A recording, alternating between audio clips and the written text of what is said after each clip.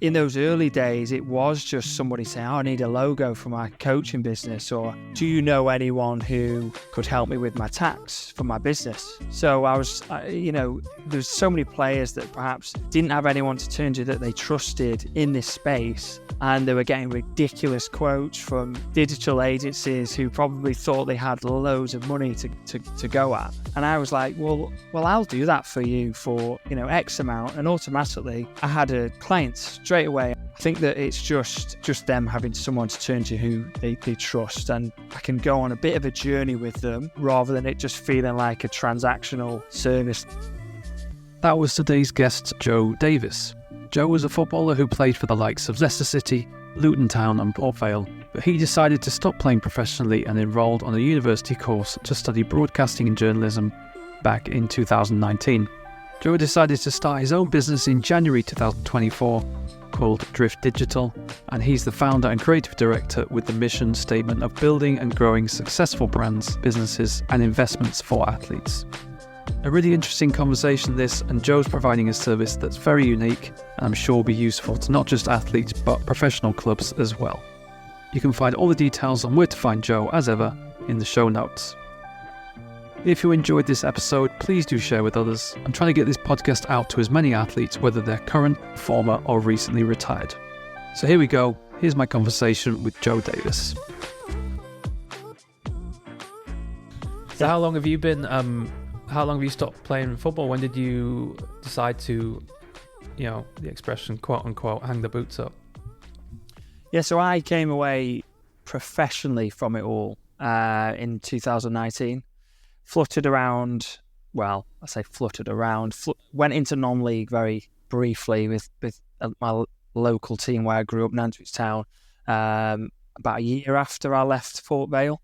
That was kind of the last real time where I was really in it, and that was when I really made the mind up that I wanted to go down a different path as well.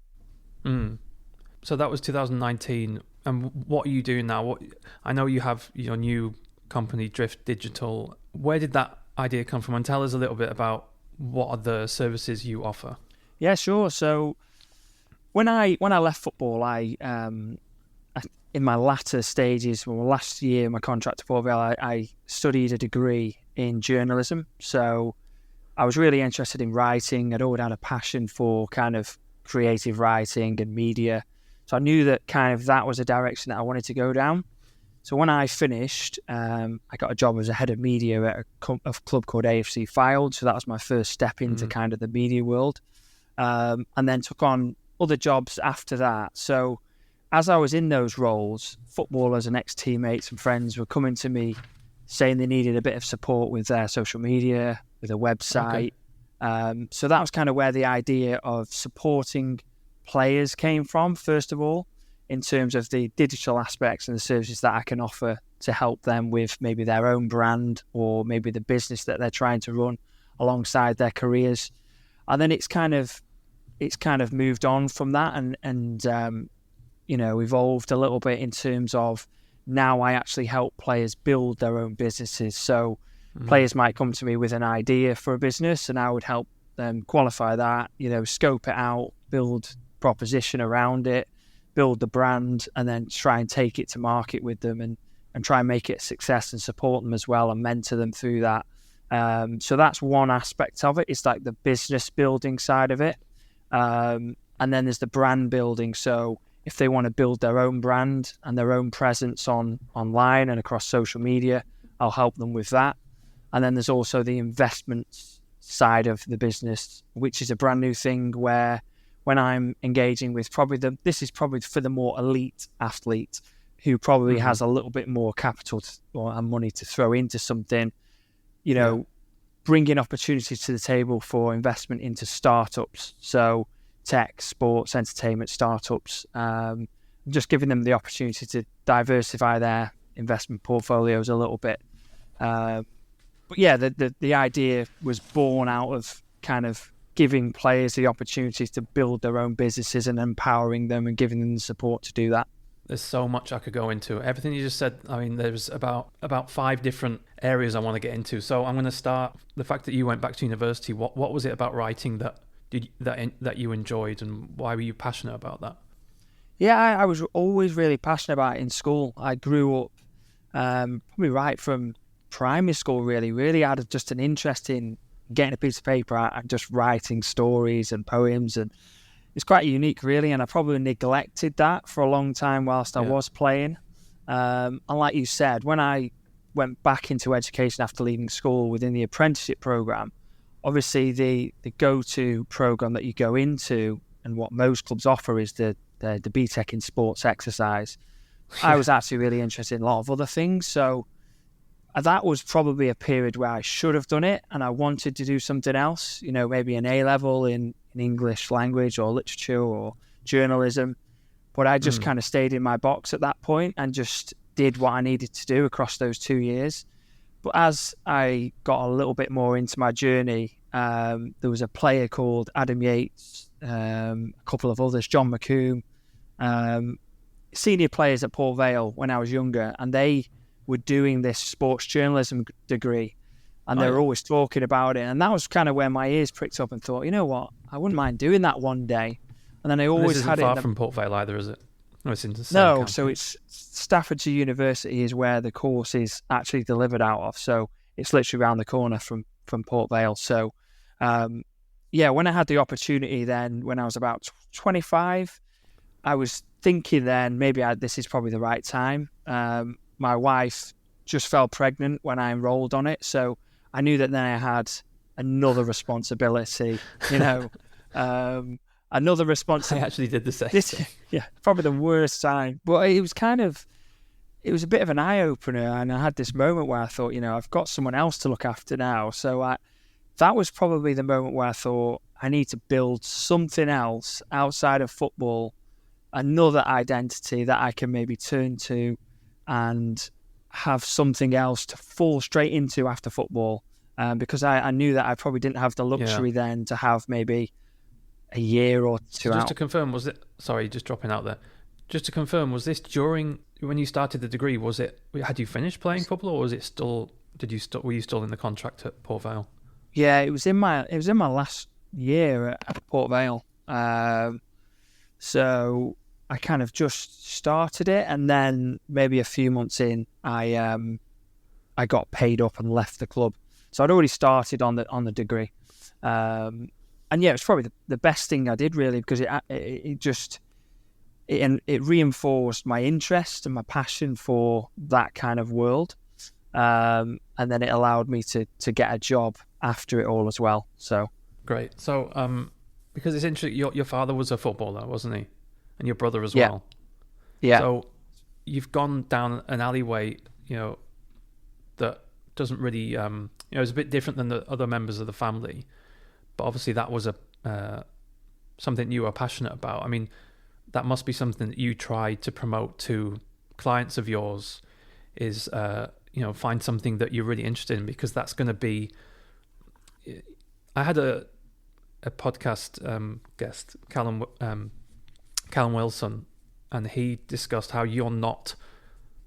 Football is something you do, rugby is something you do. You're not that person, you're not that identity. And I suppose that's something you might try and promote with your clients, or if they come to you.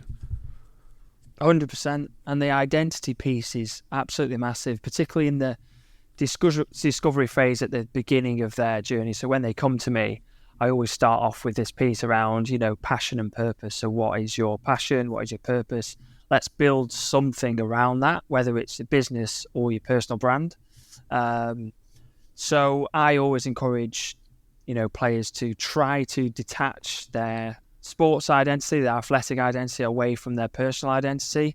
And that leads nicely into, let's build you something now while you're in your career that gives you that healthy distraction, that gives you something to go straight into, transition into quite seamlessly.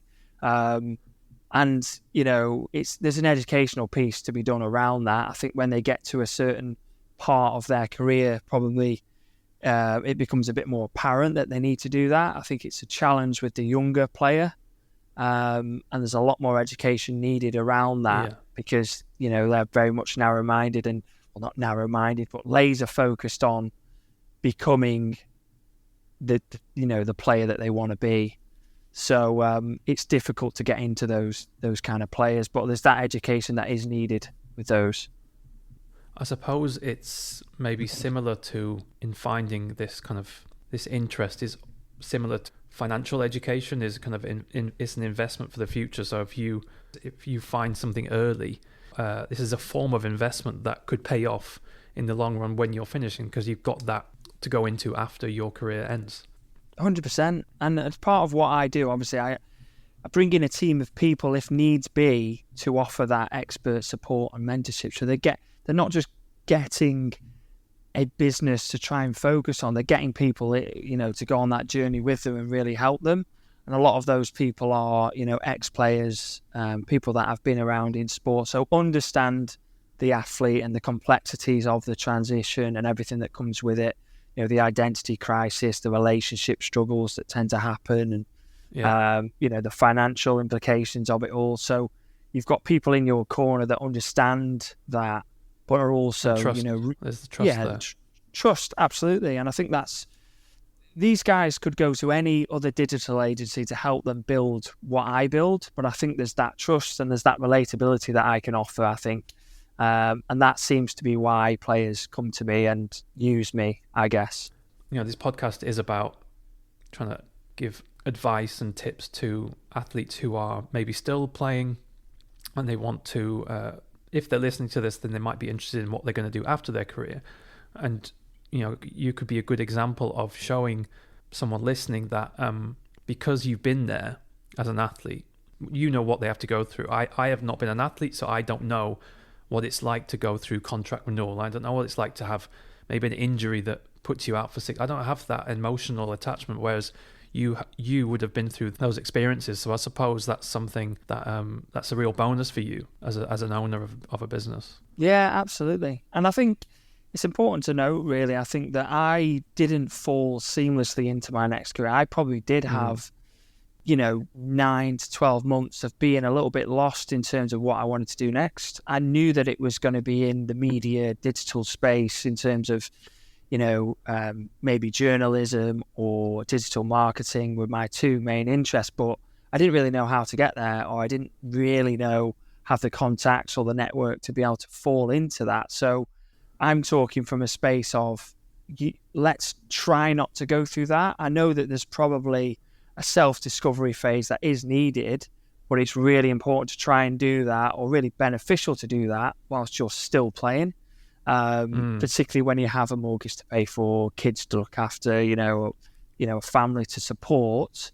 You probably don't have the luxury of not earning anything for a period of time. You have to kind of have revenue streams or income coming in. So it's just a really nice way of finding your passion and purpose and building something that you can be really proud of and offer that healthy distraction and another revenue stream whilst you're playing. So yeah, I love this theme of purpose and passion, because it's still something I kind of have discussions about with myself in a way of like, kind of what is my goal, what do I want to achieve? And I love the idea of an athlete being, an athlete has a talent, that's why they are an athlete, but that one day that will end. You have to hope that someone is open-minded to come to you and say, I want to find that. I suppose that's the first hurdle, isn't it? Because some athletes will only start to think about their life after professional sport when they are finishing their life in professional sport. Yeah. People that tend to approach me are those who have an idea and have an invested interest. So there's not so much that education that's needed on that first touch point. The education that I try to do is across my channels and, speaking in football clubs and using my own kind of content to try and educate. However, I do have good relationships and contacts with agents. So they do pass me to players who may be going through a difficult time or maybe injured for long term, and just try and speak to them about what they are interested in and see if there's a way that I can help. But yeah, I think there's a difference between players coming to you panicking that their career's coming to an end and I need to try and set something up, and the person who's quite proactive and really wants to do something that they're passionate about. There's kind of two different things there. And I think the one that's the most successful is the one who is the proactive person.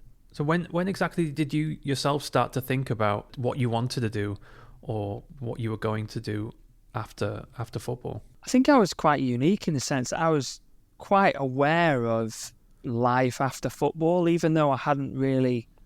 I perhaps experienced that through my dad, so I was quite lucky to have that insight in terms of when I was growing up. He was probably coming to the end of his career, Oxford and Barnsley, and then at Norwich Victoria, and then he kind of went into management. But I know that it was difficult for him. He had to start at Nantwich Town. He went into management there, and I saw that he had to drop right down to that level to be able to achieve what he wanted to achieve in management.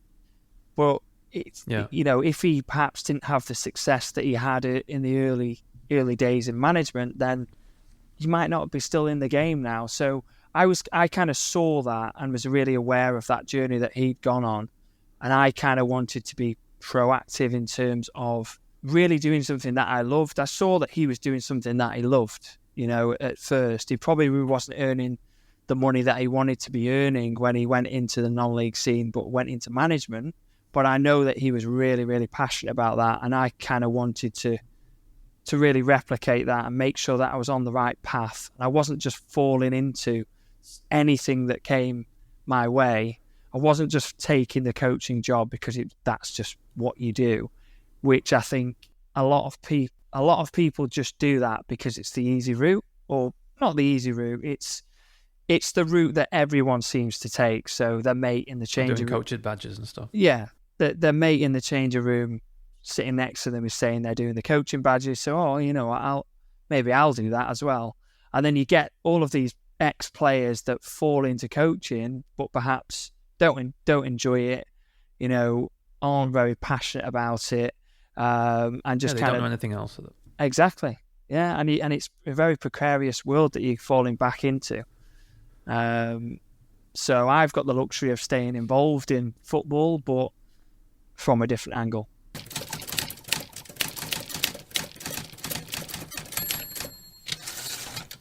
Looking at it from a business point of view, if you're trying to provide a service for athletes, you've got, is it 96 clubs in the league? And there's probably more now because a lot of, like Altrincham have become professional and stuff like that.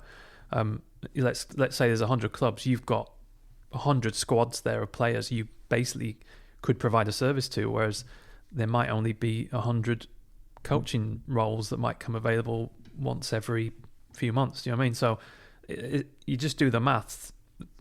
Maybe that's something that players could look to and go, right, I want to think about this in a clever way now of what can I offer? How can I use the industry that I know, but not just always do the same thing? But that's just coming from my point of view. I don't know what you think.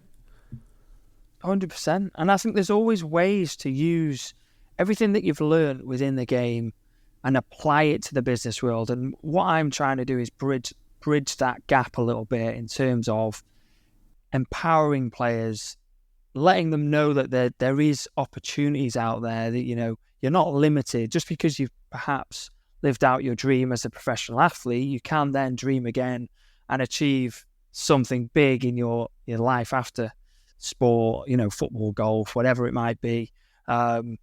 So it's, and it might be that they're interested in financial advising, so they might have to go and do that education around that. But then, okay, let's try and provide a service to footballers or golfers or tennis players. And then you're using your brand, you're using your name, you're using your experience, your relatability, the trust that you can get from those players.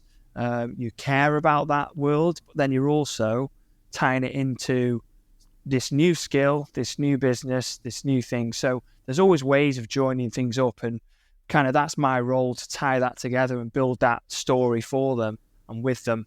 But it's just about opening your eyes up to the opportunity, I think. Sure. I mean, that's just what I say. I think it's a great idea, by the way. I think it's, when I look at the website and the services you offer, because I love this idea of the authenticity of athletes, and especially footballers are probably who we see more than anyone else. And you see with shows like, what is it, the Gary Neville, the podcast that they do on Stick YouTube. to football. Stick to football, yeah. I think that seems to people seem to watch it because they like seeing they're those. We know that those are the real people, don't we? Where they're being themselves. They seem like they're being really authentic, but they also are talking sense. They've been there, they've done that. So I just really like what you're offering as a company because you're trying to promote this authenticity, and I think that seems to be. I think that's the future. I really think, and this is something you've written about on LinkedIn, isn't it? Yeah, I honestly think so. A lot of what I try to do, both for athletes and brand side as well, is promote the human behind the athlete. So I think that's really, really important. And the more AI technologies and the more that all that kind of comes to fruition, and all these people are building out new products and services, and I think as time goes on, we're probably going to see this huge mass of content that is probably very similar, all to the same tone, because, Is it even real? exactly, and it's all AI generated. So the niche and the things that are going to stand out for brands and for athletes is that human element of that content, the types of content that AI just cannot generate. So I'm really trying to get that across to brands, really, who want to work with athletes or sports clubs. How can we build out a content strategy that gets the human across the fans, brings fans closer to the athlete in a human way, not just showcasing what they can do on the pitch. Let's get their personalities across. And I think it really ties into, I think there's a real difference now in the way that a fan becomes, a young person becomes a fan, because they have so much content to kind of digest and take in now, that their first touch point with a club is usually through an individual player. So they actually end up supporting individual players at different clubs. So they might not have one attachment to a club, but they have several attachments to different players. So it's important that clubs lean into that a lot more, use these individuals, use their brands, and I think that is ultimately, if players and athletes can build a really strong brand, you're attracting that Gen Z audience, and then their next point might be, okay, what club do they play for? Or I might want to go and watch a game. I really like this player.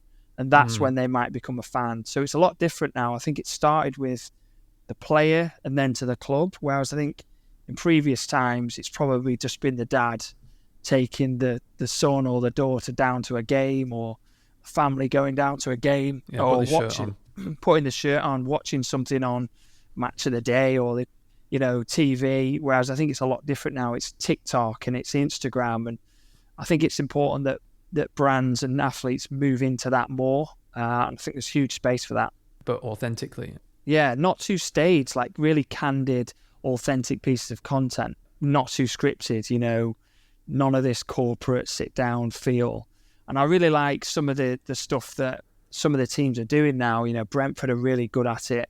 Tottenham do some nice things. They did a really nice season ticket campaign, actually, where it was quite raw. It wasn't too scripted. It was just a player sitting down on a chair, and then they got fans coming in and talking about why they love Spurs.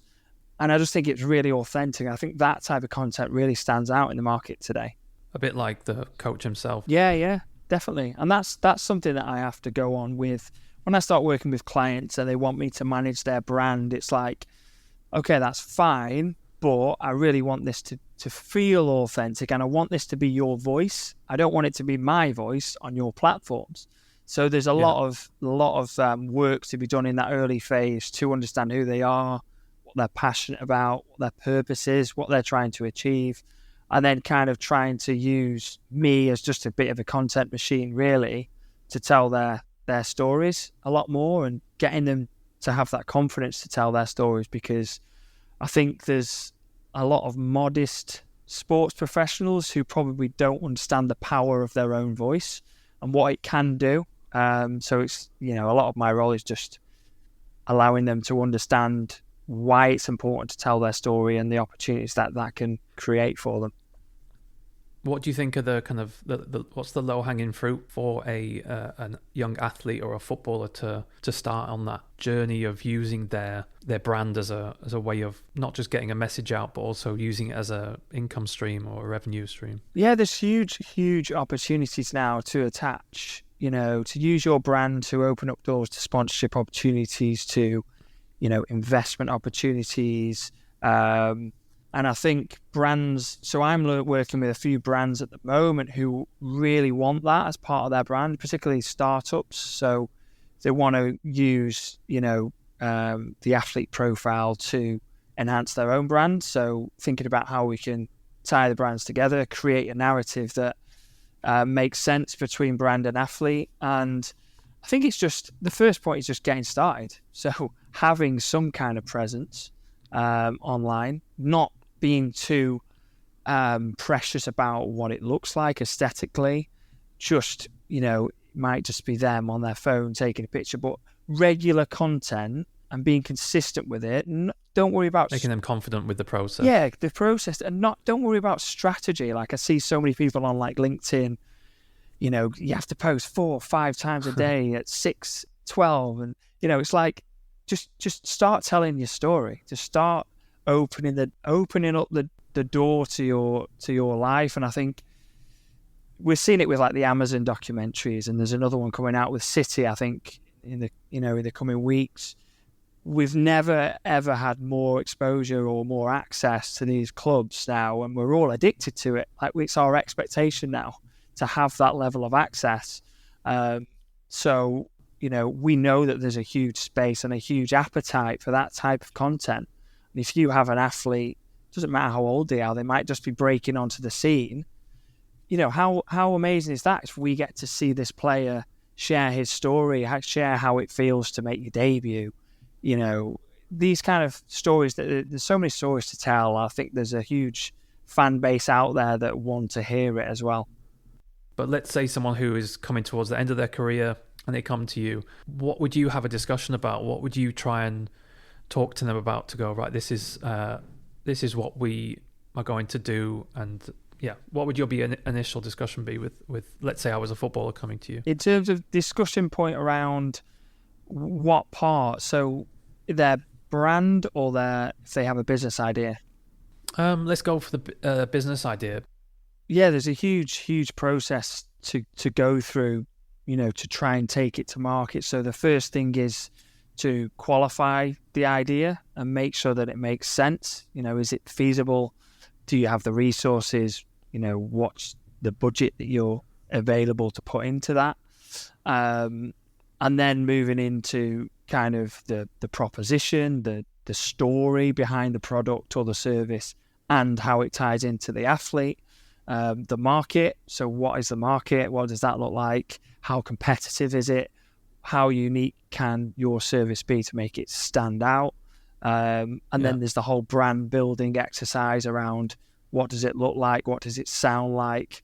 And then there's the go-to-market sales piece, sales strategy. How do we build revenue streams? What does it look like? Product development. So there's probably a piece around, if it was the next football boot, or like you said, the next trainer or golf shoe or whatever, there's probably a huge period there of product development and testing and all of that. So the way that I do that, it's obviously a huge process, and I can't do it alone. So my expertise is really in the creative and the marketing side of things and the narrative.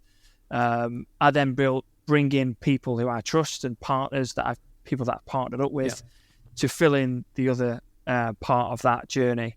So the go-to-market strategy, the taking it to market, and so there's a huge process. And it's probably, I love it when people come to me with big ideas and something out of the ordinary.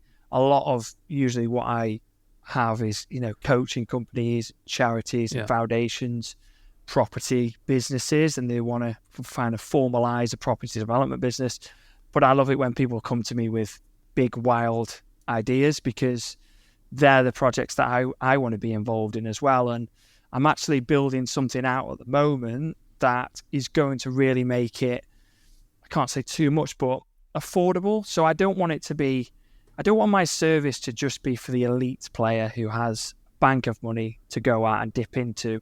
I want this really to be available and accessible to the League Two player, the conference player who still is very much immersed in the game, but wants to build something else. They don't have huge money to throw at it. So how can I make the pricing model affordable for these guys? How can I go on a journey with them? Is it that we offer some kind of equity model where I'm a part of the business and they only pay me back at certain times? So there's loads of different things that I'm looking into at the moment that is going to really open the door up to the athlete who perhaps doesn't have huge pot of money to dip into, but really wants to build something. It gives them an opportunity to start and get your expertise as well. Yeah, exactly. You don't sound like a journalism student when you're talking about this.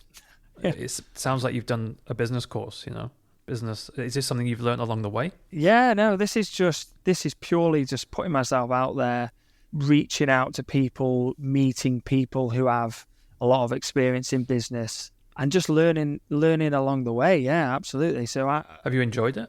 I have 100%. And I think the biggest thing now is what I've been able to build is a network of good people. So I know that I have people to turn to, and that's another thing that's really important. And it's worth mentioning that I realize that not everyone wants to build a business. Not everyone has that interest. So, when you're building a brand for people, it's building that audience, but it's also building that network, right? That professional network, particularly on LinkedIn. And the power of doing that, you might just want to have a career in sales. That might be what you want to do. You don't want the pressure of owning your own business. Okay, so let's look at how we can build you a network of trusted people who we can perhaps go and spend a day with, go and speak to. Let's meet up for a coffee. And a lot of my work is just connecting a player or a manager or a coach to somebody with a lot of experience and just facilitating that. And, I'm not looking for any financial rewards of doing that. That's just me offering the service to those kind of people. But again, you're gaining trust there, aren't you? I like to think so. I'm also building my own network. So I'm connecting them to people who I trust, but I'm developing that relationship. So, and there's also opportunities that most of the time come off the back of that. So when you have more of these conversations, you find out that, one of my mates needs a website for his business. So automatically it's kind of a lead generation tool for me as well. But more than anything, it's just offering a service that's going to help the people that I try to service. We do live in this transactional society where sometimes if you're asking for something, it is natural to think, well, what is the return? So I suppose if you're just doing them a favor and you're not asking for anything in return, they're just naturally going to repay that on faith. And I keep saying this word trust, but I think there is this, it's very difficult to find trustworthy people, especially in business, and they're just going to come back to you. And I think that's a good example for any athletes, is that this, if you show people trust, especially in business, that you'll be rewarded. Yeah. And I think I just feel very lucky to be working in a space that I'm passionate about and with people that I'm trying to solve a problem. So for me, I had big ideas, big dreams, I want to do this, this and this. I probably just needed somebody to speak to kind of, is this feasible? Do you think there's got any legs in this idea? If it does, would you be able to help me, make it turn it into reality? What was it look? How much would it cost?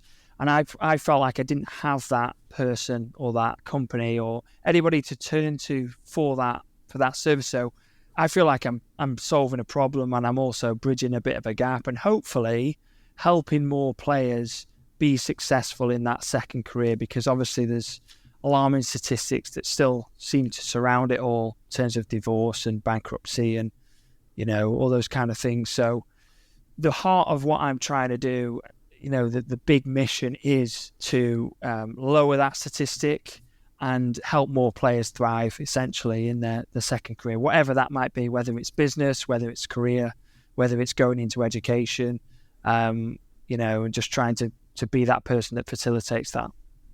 And was there something in particular that you saw somewhere that made you think, because obviously you did the journalism degree, and there is elements of journalism within what you do now, I suppose, copywriting and the creative side to it, but it's a lot more of a business development kind of area than just the journalism side.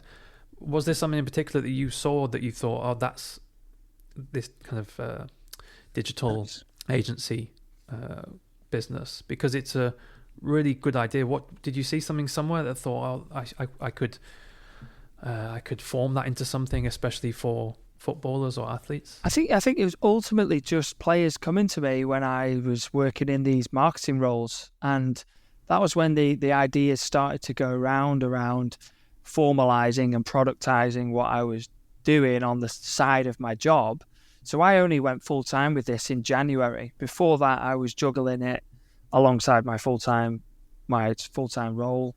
And in those early days, it was just somebody saying, oh, I need a logo for my coaching business, or my website's rubbish, I need some help with that, or do you know anyone who could help me with my tax for my business? So it's kind of developed naturally into this kind of agency feel and bigger package that I'm offering. And I knew there's so many players that perhaps didn't have anyone to turn to that they trusted in this space, and they were getting ridiculous quotes from digital agencies who probably thought they had loads of money to go at. Yeah, they saw the word footballer. Yeah. Exactly. So they're asking for a website, and they were getting quotes for 8, 9, 10 grand for a basic website. And I was like, well, I'll do that for you for X amount. And automatically, I had clients straight away. I had numerous clients that I was trying to work with. So it's about offering a relatable and trustworthy service, but just an affordable one for the different ranges. Yeah. Realistic one. So how big do they want to go, with it? If it is just a basic website, I won't try and make out that they need this, this, and this like a lot of the other people did. So it's probably going into that, like, they already have this defense and this guard up, I think, with all these services that people offer, from historical things with financial advisors, and you only have to kind of look into that and the problems that's had over the years. And I think that it's just them having someone to turn to who they trust, and I can go on a bit of a journey with them, rather than it just feeling like a transactional service. Like you said, there's that longevity to what I'm trying to do. Just going back to the theme of purpose, because obviously we want, in an ideal world, a footballer or any athlete to leave their sport and know, right, I love music, I'm going to go into music, and or I like fashion, like, is it Saka who's starting kind of like a fashion brand?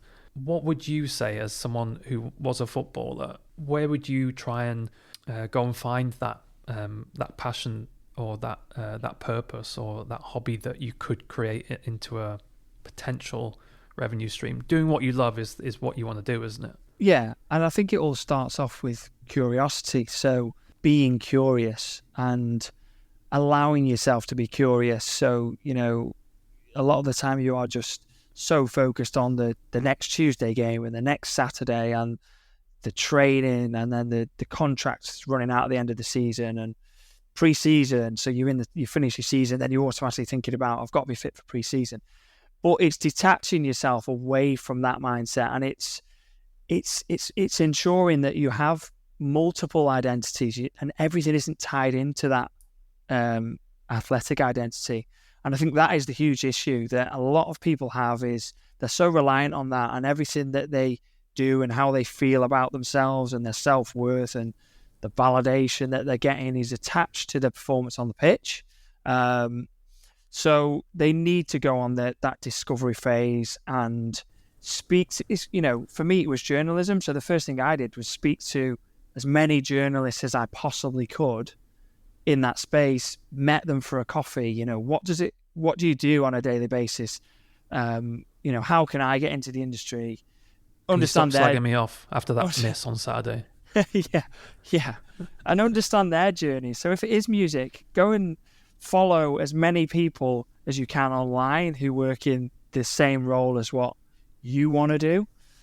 Ask to meet them for a coffee. it starts off with curiosity and allowing yourself to be curious, I think.